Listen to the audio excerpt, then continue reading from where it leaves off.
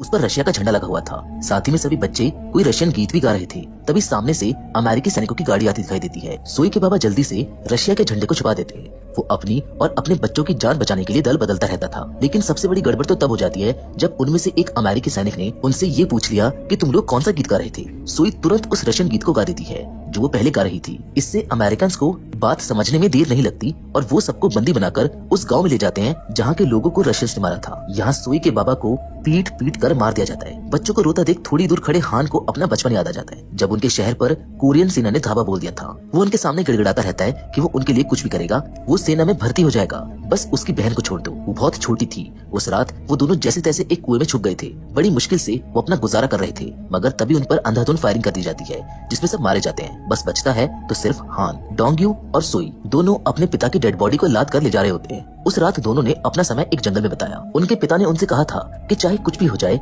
मगर दक्षिण की दिशा में बढ़ते रहना। अब कुछ समय और बीत गया। लेफ्टिनेंट हान की पोस्टिंग एक नई जगह पर हो जाती है। यहाँ के जनरल ने उसकी ड्यूटी एक ऑर्फनेज हाउस में लगा दी है। यहाँ वो बच्चे रहते हैं जिनके पेरेंट्स युद्ध के दौरान मारे गए। हान ने अपनी पढ़ाई संगीत में की थी, इसीलिए उसको यहाँ का मैनेजर बना दिया जाता है। यहाँ लेफ्टिनेंट हान अपने एक पुराने दोस्त सार्जेंट जो से भी मिलता है जो उसको ले जाकर ऑर्फनेज के हेडमास्टर से मिलवा देता है। पार्क जो ने अपनी पढ़ाई विदेश से की थी लेकिन फिर वो यहाँ पर काम करती है जिसकी तनख्वाह भी कुछ ज्यादा नहीं थी मगर वो अपने लोगों के लिए कुछ करना चाहती थी। पूरा बाजार इमिग्रेंट से भरा पड़ा था। चारों तरफ भूखे बच्चे घूम रहे थे। हमेशा से ऐसा ही हुआ है कि युद्ध और गरीबी की मार बेकसूरों पर ही सबसे ज्यादा पड़ती है।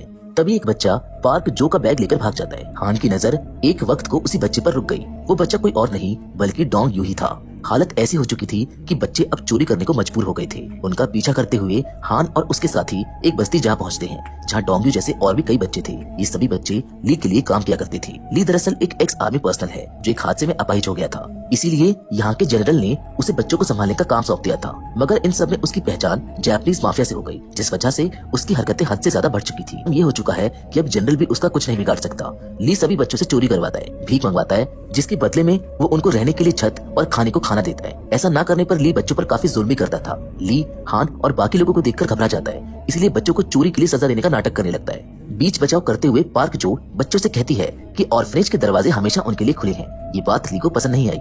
उस रात हान ने कुछ ज्यादा ही पी ली। पता ही नहीं चला कि कब सुबह हो गई। अब उठकर हान ऑर्फनेज का पियानो बजाने लगता है जिसको सुनकर सभी बच्चे उसकी धुन में मंत्रमुग्ध हो जाते हैं। अगली सुबह सार्जेंट जो को एक हमले की जानकारी मिलती है। वो फौरन उस जगह जाने के लिए निकलने लगते हैं। ये देख हान भी उसके साथ हो लेता है। मौका पाकर डोंग्यू और उसका दोस्त चुपके से उनकी गाड़ी के पीछे लटक जाते हैं ताकि क्राइम सीन से कुछ इकट्ठा कर सके। क्राइम सीन पर पहुंचते ही दोनों बच्चे जाकर पास में पड़ी लाशों के कपड़ों की छानबीन करने लगते हैं क्योंकि शाम को उनको ली के पास कुछ न कुछ ले जाकर देना ही पड़ता है। डोंग्यू के दोस्त को एक इस्तेमाल किए हुए मिसाइल का टुकड़ा मिल जाता है जिसको देख को काफी खुश होता है। उसे लेकर वो डोंग्यू को बोलता है कि इसे पिघलाकर इसमें से पीतल निकालूंगा और उसको बेचकर बहुत सारे चॉकलेट लूंगा। बच्चों के ये छोटे छोटे सपने हमें अपने बचपन की याद दिला देते हैं। इधर ली के पास जेनकुक नाम का एक आदमी आता है जो उसे आर्मी कैंट से पेट्रोल चुराने को कहता है। दरअसल ये आदमी जापान के लिए गैर कानूनी रूप से तस्करी करता है। ली बोलता है कि आर्मी कैंट में चोरी नहीं की जा सकती और मैं बच्चों को ये खतरा नहीं उठाने दूंगा। मगर जेनकुक एक सिरफिरा आदमी है और उसको जो चाहिए वो पाकर ही रहता है। इस धंधे में रहना है तो ली को उसकी बात माननी ही पड़ेगी। एक दिन हम सोई को फूल बेचते हुए देखते हैं। रास्ते में उसको एक रोटी मिलती है जो लेकर सोई सीधे अपने भाई के पास जाती है। डोंग्यू अपना और अपनी बहन का पेट पालने के लिए जूते पॉलिश करने का काम किया करता है। चाहे जीवन में कितनी भी कठिनाई आ जाए, सच में भाई बहन हमेशा एक दूसरे के लिए खड़े रहते हैं। सोई के हाथ में रोटी देख डोंग्यू ने पूछा कि कहीं तुमने चोरी तो नहीं की। भले ही वो खुद चोरी करता है लेकिन उसको पता है कि ये गलत है, इसीलिए वो अपनी बहन को ऐसा करने से मना करता है। थोड़ी देर में सार्जेंट जो और लेफ्टिनेंट हान डोंग्यू के पास अपने जूते साफ कराने के लिए आते हैं। सार्जेंट उसको जूते साफ करने के लिए खाना और कुछ पैसे देते हैं जिसको डोंग्यू ले लेता है। सोई खुश होकर डोंग्यू के दोस्त को जो सामने की दुकान पर काम कर रहा है उसको भी बुला लेती है। मुश्किल से मिले खाने को वो लोग बांट कर खाते हैं। जिंदगी उनसे सब कुछ तो नहीं छीन सकती, या शायद इन्होंने कभी उसको छीनने ही नहीं दिया। डोंग्यू का दोस्त उस दिन मिले मिसाइल के टुकड़े को तोड़कर पीतल निकालने की कोशिश कर रहा होता है। इससे पहले कि हान उस तक पहुंचता वो टुकड़ा ब्लास्ट हो जाता है और उसकी तुरंत वहीं पर मौत हो जाती है। परिवार के रूप में मिली दोस्ती को खोकर डोंग्यू और सोई काफी रोते हैं। उस रात हान सो नहीं पाता और सोचता रहता है कि वो कैसे इन बच्चों को इस भुखमरी की दलदल से निकाल सकता है, कैसे वो उनको गलत रास्ते पर जाने से रोक सकता है। हान के दिमाग में एक आइडिया आता है, इसलिए पार्क जो को अपने साथ लेकर वो जनरल के सामने एक प्रस्ताव रखता है कि बच्चों को जंग और भुखमरी से दूर रखने के लिए वो उन्हें गाना सिखाना चाहता है। इससे गरीबी में रहने वाले बच्चों को एक आसरा मिलेगा, वो युद्ध से बचेंगे और साथ ही में इससे सेना का भी मनोरंजन होगा। जनरल शुरुआत में तो राजी नहीं होते, मगर वही पास में बैठे ली का समर्थन करने पर वो राजी हो जाते हैं। हान को ली पर शक होता है, क्योंकि इससे तो वो बच्चे यहाँ कैंट एरिया में आ जाएंगे जो उसकी कमाई का जरिया है। वापस जाकर हान बच्चों को चुनना शुरू करता है जो अच्छा गाना गाते हैं। डोंग यू इन बच्चों में सबसे अच्छा गाता है, मगर वो सोई के बिना कहीं नहीं जाएगा, क्योंकि बाबा ने उसको बोला था कि चाहे कुछ भी हो जाए एक दूसरे का साथ नहीं छोड़ना। इसीलिए मजबूरन उसको दोनों को साथ में लाना पड़ता है। अगले दिन सभी बच्चे एक एक करके अपना गाना सुनाते हैं। जब डोंग यू की बारी आती है तो वो इतना सुरीला गाना गाता है कि सबके दिल के तारों को छू लेता है। इसीलिए दोनों भाई बहनों को यहाँ पर एक नरम बिस्तर, नए कपड़े, साथ ही खाने को भरपेट खाना मिल जाता है। इन हालातों में वो दोनों और यहाँ पर चाहेंगे भी क्या, मगर सब कुछ इतना आसान नहीं होता, क्योंकि यहाँ पर भी सभी बच्चों को दो गुटों में बांट दिया जाता है। एक वो जिनके माता पिता अमेरिका को सपोर्ट करते थे या जिनके माँ बाप को रशियन से मार दिया था, दूसरे वो जो रशियंस का सपोर्ट करते थे। यहाँ डोंग यू का पुराना दोस्त चॉक्सी भी है। इन दोनों को देखकर लगता है जैसे ये दोनों कभी एक नहीं हो पाएंगे। एक दिन प्रैक्टिस के दौरान डोंग यू सभी को गाते हुए देखता है, सिवाय सोए के। अकेले में वो उससे कहता है कि अगर तुम नहीं गाओगी तो हमको अलग कर दिया जाएगा। मगर रोते हुए सोई उसको बताती है कि उसके गाने की आवाज से बाबा मारे गए थे, मगर मैं अपने भाई को नहीं खोना चाहती।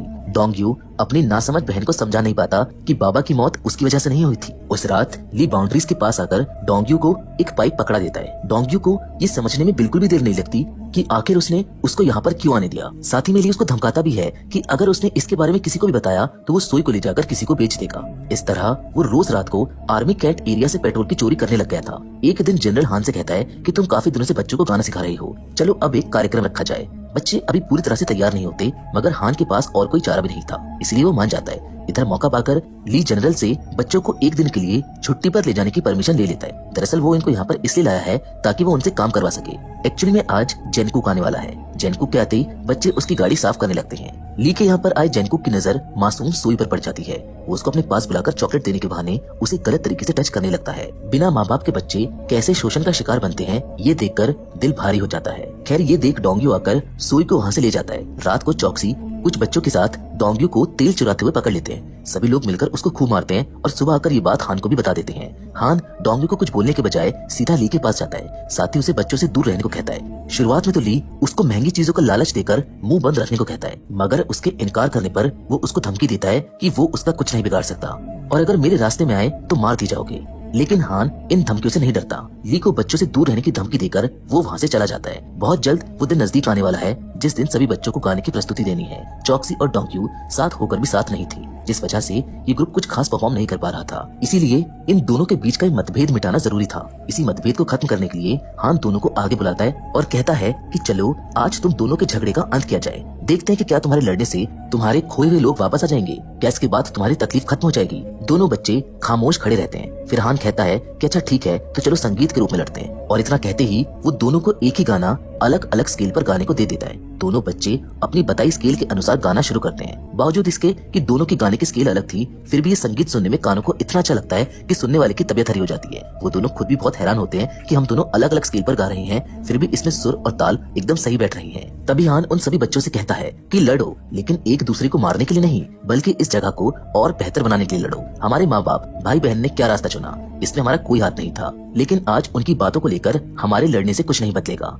इसलिए सब साथ आओ और मिलकर इस जगह को खूबसूरत बनाओ। धीरे धीरे समय गुजरता है। वो दिन भी आ जाता है जब बच्चों को सबके सामने गाकर सुनाना था। सबकी उम्मीदों से भी बेहतर बच्चों ने गाना गाया, क्योंकि उनमें से हर एक बच्चा अपने सर पर अनाथालय की छत के लिए गा रहा है। वो सब जानते हैं कि यहाँ से बाहर की दुनिया कितनी जालिम और मुसीबतों से भरी है। हान जब सोई और डोंग यू को एक साथ देखता है तो उसको हमेशा अपनी बहन की याद आती थी, क्योंकि डोंग यू भी अपनी बहन का ख्याल वैसे ही रखता था जैसे हान अपनी बहन का रखा करता था। खुद से पहले खाना खिलाना, अपने साथ सुलाना, हमेशा उसका ध्यान रखना। हान ये सब सोच ही रहा होता है कि तभी एक बच्चा आकर उसको बताता है कि ली डोंग यू और सोई को अपने साथ ले गया है। ली के यहाँ पर जेनकुक आया हुआ है। वो ली से बात कर ही रहा होता है कि तभी उसकी नजर सोई पर पड़ती है। उसे गोद में बिठाने के बहाने वो उसको इधर उधर गलत तरीके से छूना शुरू कर देता है। फिर एक लिपस्टिक उसके मुंह पर थोपने लगता है। ली ने उसको 2-4 बार रोकने की कोशिश भी की, मगर वो नहीं सुनता। तभी वहाँ पर हान आकर जेनकुक को मारना चालू कर देता है। बीच बचाव में ली उनके बीच आ जाता है, इसीलिए हान और उसके बीच लड़ाई शुरू हो जाती है। बात मरने मारने पर उतर आती है। तभी ली पानी में गिर जाता है और उसको तैरना भी नहीं आता, इसलिए हान उसकी जान बचाता है। ली समझ चुका था कि हान का गुस्सा जायज है। ली ने बच्चों के साथ गलत किया, कब उसकी मजबूरी उसका लालच बन गई उसको पता भी नहीं चला। जब ली अपने पैरों पर खड़ा हुआ तो उसने जैनकुक को इतना मारा कि वो अब इस तरफ आने की गलती दोबारा कभी नहीं करेगा। अब जल्द ही पहले शो की कामयाबी के बाद देश के अलग अलग कोने से गाने का बुलावा आने लगता है। एक दिन जनरल हान को बुलाकर कहते हैं कि अगला शो करने उन्हें चोडेन, कोरिया में एक जगह का नाम है, वहाँ जाना होगा, लेकिन वो तो एक युद्ध का इलाका है। इसलिए हान ये कहकर इस प्रस्ताव को इनकार कर देता है कि वहाँ पर जाना बहुत खतरनाक होगा, मगर जनरल भी अपनी बात पर अड़ जाता है। तब हान सोचता है कि अब दल को खत्म करना होगा, क्योंकि वो बच्चों की जान को दांव पर नहीं लगा सकता था, मगर उनमें से कोई भी बच्चा उसके पक्ष में नहीं था। डोंगयू ने कहा कि आपको पता है कि जंग के मैदान से भी डरावनी चीज क्या है? अपनों का हमको छोड़कर जाना। इस छत के नीचे हम सब एक परिवार हैं। हान उसकी बात समझ जाता है और इसी के साथ बच्चे एक नए सफर के लिए निकल जाते हैं। हान और पार्क जो भी हमेशा साथ ही रहते थे। एक दिन रास्ते में थोड़ी देर के लिए पड़ाव डाला जाता है। इसी बीच वहाँ पर दो गुटों में गोलीबारी चालू हो जाती है, जिसमें डोंगयू और सोई फंस जाते हैं, जिनको बचाने के लिए वो उसकी तरफ आ ही रहा होता है कि इतने में ही हान को अपनी तरफ आता देख डोंगयू उठकर खड़ा हो जाता है और दंगइयों की गोली उसके सीने के आर पार हो जाती है। जंगलों के बीच अच्छी व्यवस्था न होने के कारण डोंगयू की हालत खराब होती जा रही थी। हान के खून देने के बावजूद भी शायद वो अब बच नहीं पाएगा। होश आने पर वो सबसे पहले हान का शुक्रिया करता है उनका ध्यान रखने के लिए। वो सोई को देखना चाहता था। सोई के आने पर इतने दर्द में होने के बाद भी वो मुस्कुराते हुए अपनी बहन को उसके लिए एक गाना गाने को कहता है, ताकि सोई ये ना सोचे कि बाबा उसकी वजह से मारे गए। सोई उस वक्त तो कुछ नहीं बोल पाती, मगर रात में उसके पास आकर उस गीत को गाती है जो वो अपने गांव के खेतों में गाया करती थी। इसी के साथ डोंगयू सोते हुए उसी दुनिया में वापस लौट जाता है जहाँ पर उसकी माँ और बाबा है। उसको दर्द से मुक्त